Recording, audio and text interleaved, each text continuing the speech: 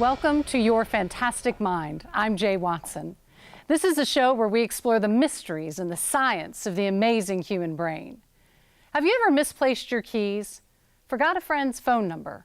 Had someone's name on the tip of your tongue? Those things happen to all of us. But when Cecile Bazaz was in her 40s, a married mother in the prime of her career, she began to forget more and more. The doctor thought it might be menopause, but it was actually early onset Alzheimer's disease.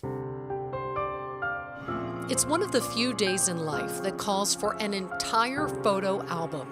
Aw, this is my favorite. The day you marry the love of your life.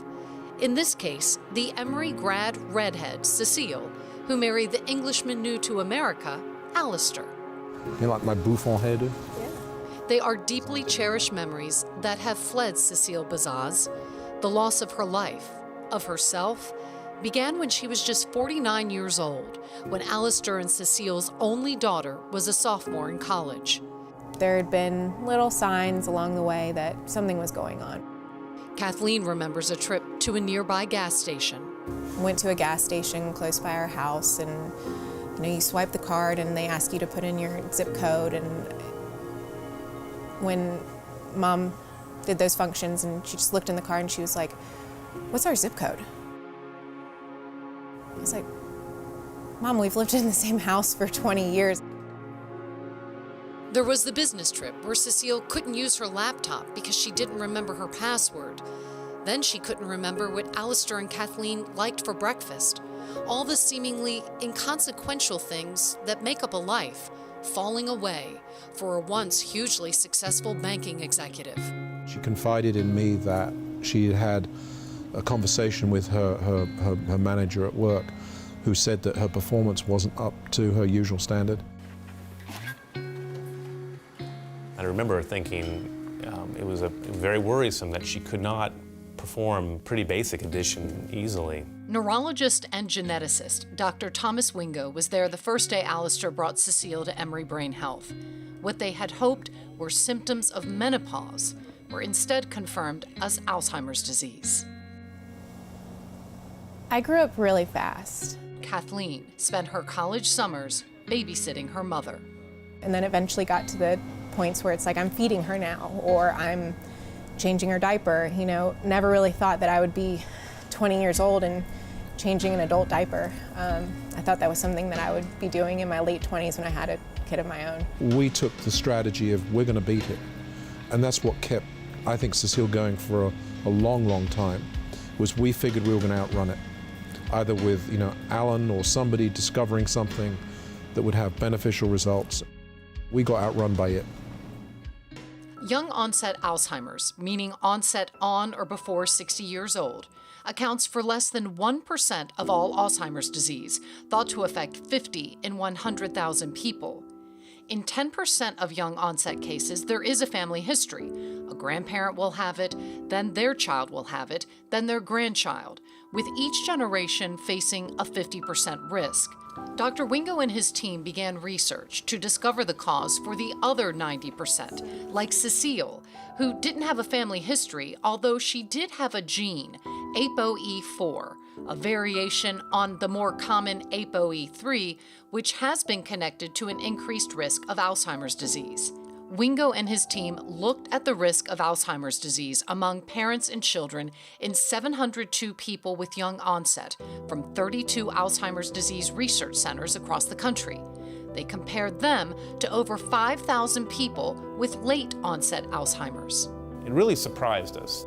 What surprised Wingo was that among the 702 people with young onset, only between 4 and 8% had a parent with young onset Alzheimer's disease. But when they looked at siblings of those patients, almost 22% of them had young onset as well. How is it possible in families with healthy parents that more children wind up with it?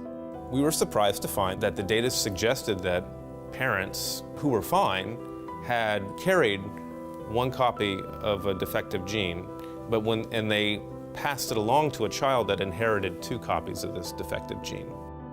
Wingo's autosomal recessive hypothesis means each parent would have a defective copy or copies of a family of genes. That defective copy from each parent creates young onset in their children who inherit both copies. It's like a bad luck lottery for two parents to have copies of this defective gene.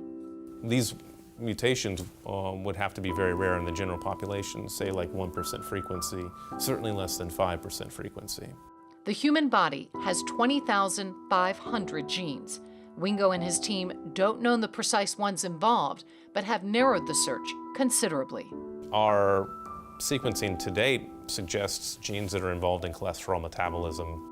If the specific gene or genes could be identified, it would point to new biological processes that could be treated. Hope for treatment. I'm in love.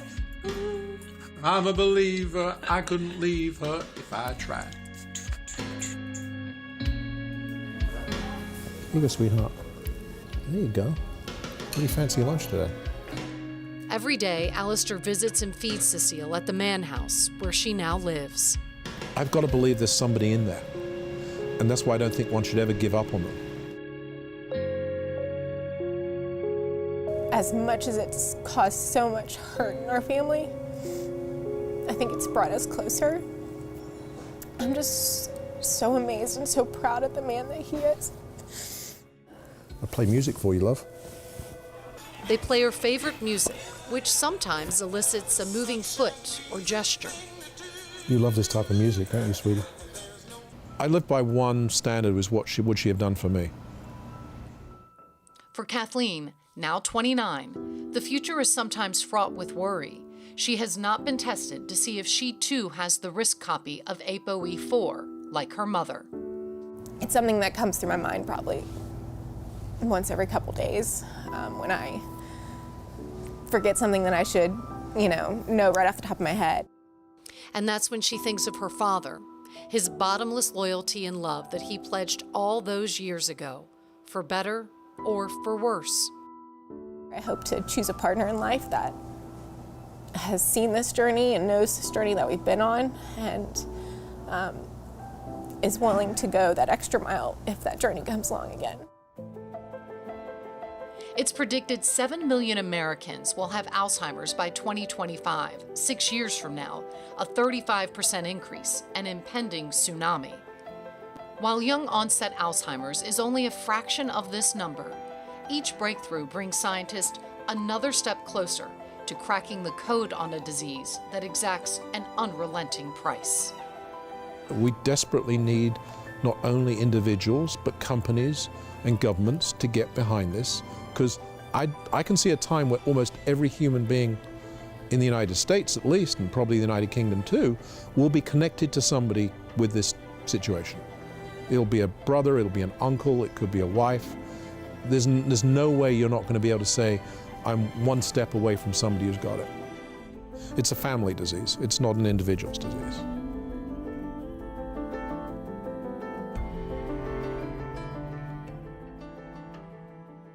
Stories like Cecile's are unsettling. So now we're going to turn to two of the leading experts in the nation on Alzheimer's to give us a reality check and to empower us with the things that we can do to reduce our risk of Alzheimer's disease. The number of people living to age 85 or older is just going up exponentially. And that's really the driving force behind the tsunami of Alzheimer's disease. 1 out of every 2 or 3 will have Alzheimer's disease or a related form of dementia. I always joke that one of the things you can do is be highly selective in your choice of parents. That's a critical factor.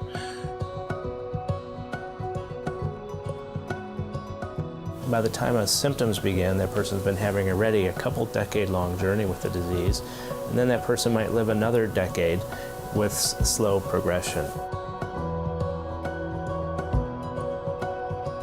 There's enormous overlap in the risk factors for Alzheimer's disease and cardiovascular disease.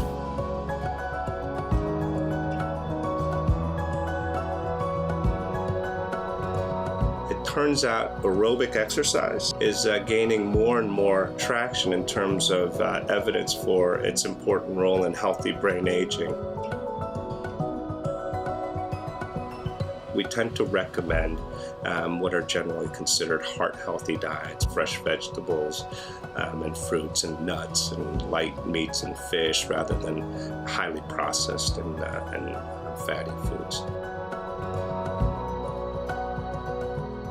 We've known for a long time that higher educational attainment actually reduces your risk of developing Alzheimer's and related dementing illnesses. And we think that's because the educational level is sort of a proxy or a surrogate for what you wind up spending most of your life doing. So if you're pursuing things that involve a lot of thinking and problem solving and learning new things, that tends to be very stimulating for the brain. The key time to be focusing on lifestyle is when you're a young adult and having healthy lifestyle throughout one's adulthood. That's where the big impact, I think, is likely to be felt. It's going to be very hard to prove. We don't do clinical trials that take a lifetime, but what we're learning is those things are helpful for the heart, and they're also, I think, very likely to be helpful for reducing the risk of Alzheimer's disease. I absolutely expect to see that during my lifetime, that people who are in their 30s and 40s now, I anticipate will be screening for Alzheimer's disease in their 50s or 60s, so that they can actually prevent themselves from developing disease or delaying it for an extended period of time.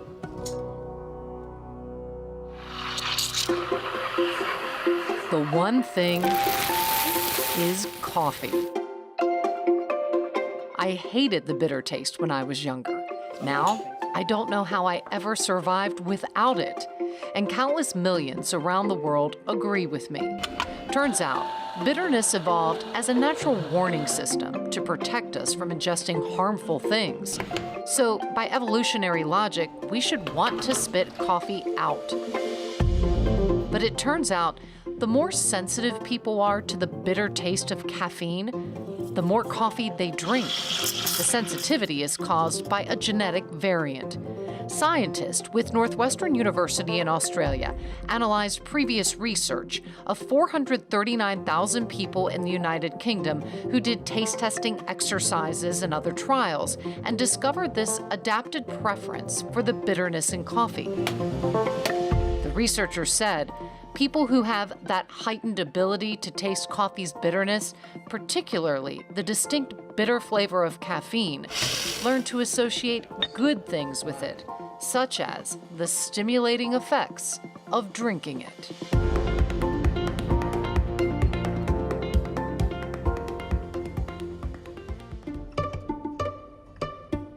Did you know that babies in motion cover a lot of ground? Your average toddler is taking 2,400 steps an hour just in everyday play.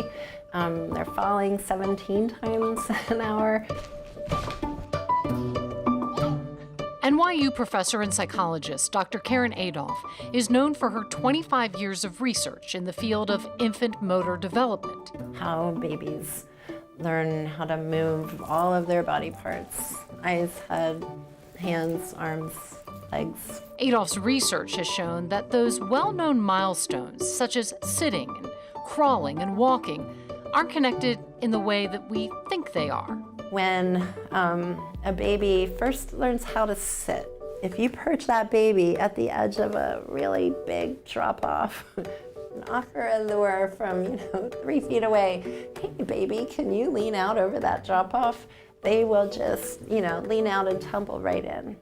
Over weeks and weeks of sitting, they get more and more accurate to where they seem to really understand, this is how far I can lean, and if I lean too far, I'm gonna fall into that drop-off, so I'm not gonna do it. But if you test the same babies now as a novice crawler, they'll happily crawl right over the edge of the drop-offs all over again, large and small. What babies had learned with an earlier developing skill doesn't help them, it doesn't transfer to a later developing skill. So the fact that we put all those skills on the same milestone chart doesn't mean that one thing is, kind of inexorably leading you higher up this, ladder to the next milestone.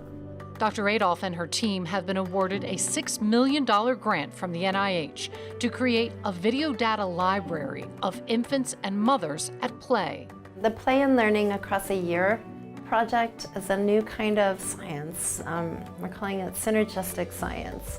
So this is a collaboration among 65 professors across the United States and Canada. And the idea is that together we will build a corpus of data about infant and mother natural activity in the everyday, world of their homes, just doing what they naturally do. This is the first time that we can see what really happens out there in the wilds with babies and their caregivers. And then we can relate it to health information and demographic information and census tract information.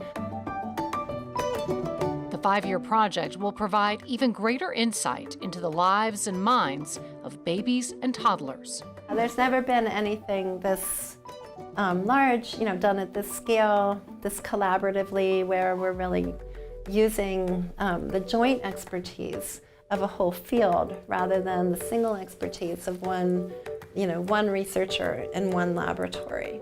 It's giving us the first look inside the life of a child at these ages. The friendships between children as they head off to preschool are some of their first relationships they have outside their homes. For children with autism, education today often provides a more inclusive environment, but there's still a long way to go. At one school, that inclusion has been in place for 3 decades, and it's a model that can create dramatic change in all the students.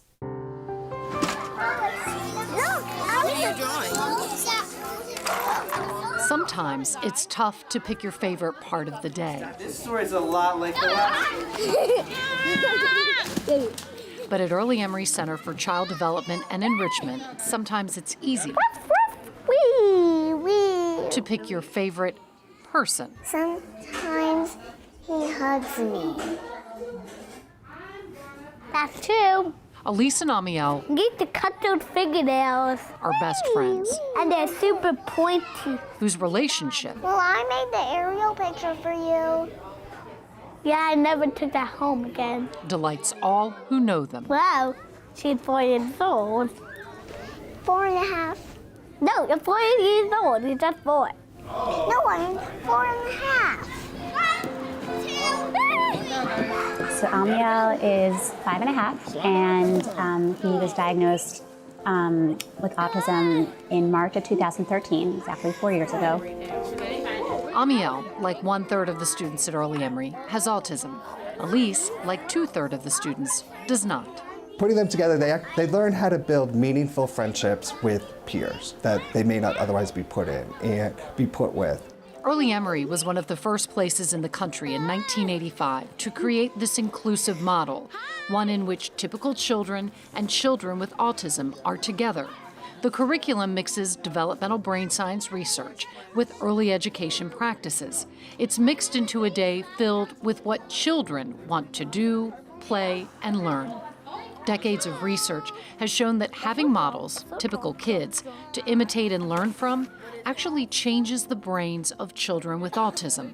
And with that is changing the brain and developing new neural pathways or changing neural pathways so that they're learning to compensate for those deficits due to the autism. They're learning how to make those up and how to really get normal social interactions, normal language development. This exposure to incidental learning can lead to profound results.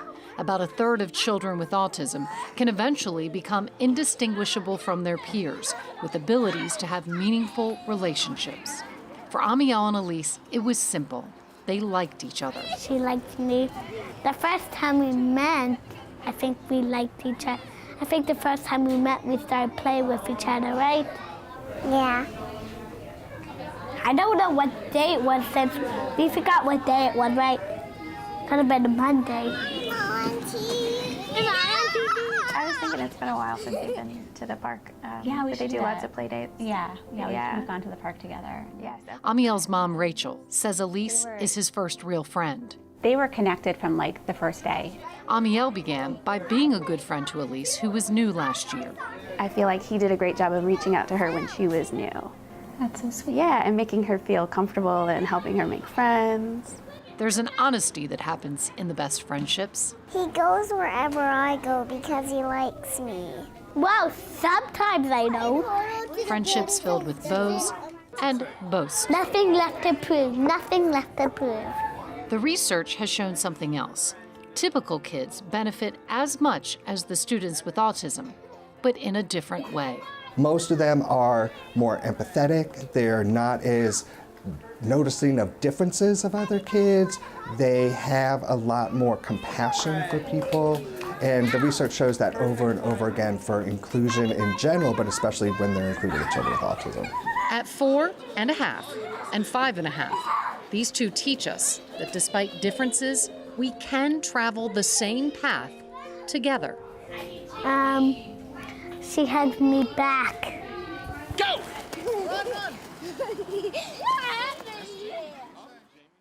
Kids don't see differences the way we adults do.